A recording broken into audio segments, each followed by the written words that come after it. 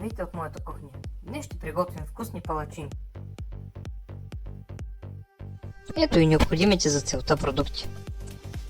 1,5 кафена чаша брашно, 2 кафени чаши прясно мляко, 2 яйца, 1 ванилийка, щипка сол, щипка захар и олио за намазване.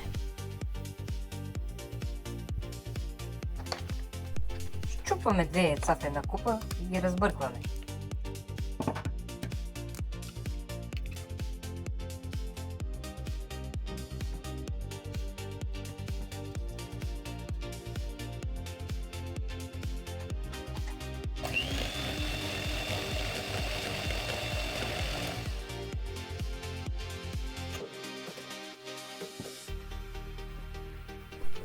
Прибавяме прясното мляко, ванилийката, щипка сол и захар, а след това отново разбъркваме.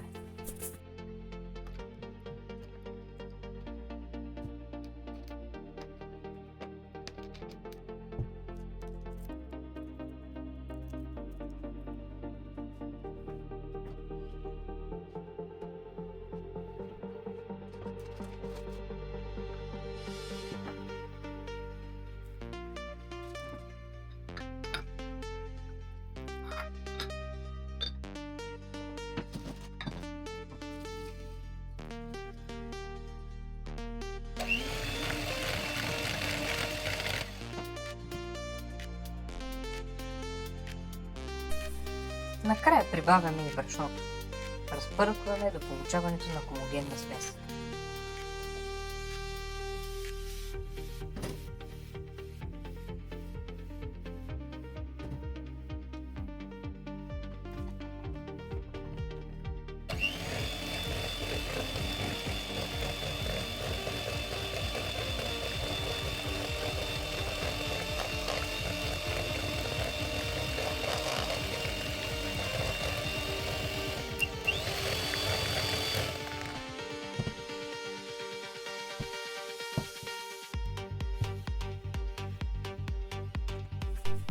Намазваме с олиото литър тиган. След като то загрее, започваме да правим палачинките.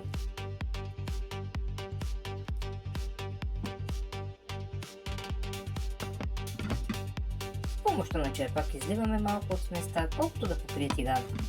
След това обръщаме палачинката, за да се изпече и от двете страни.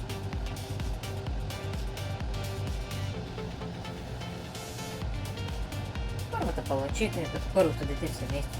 Нищо не става от нея. Всяка следваща става все по-добра.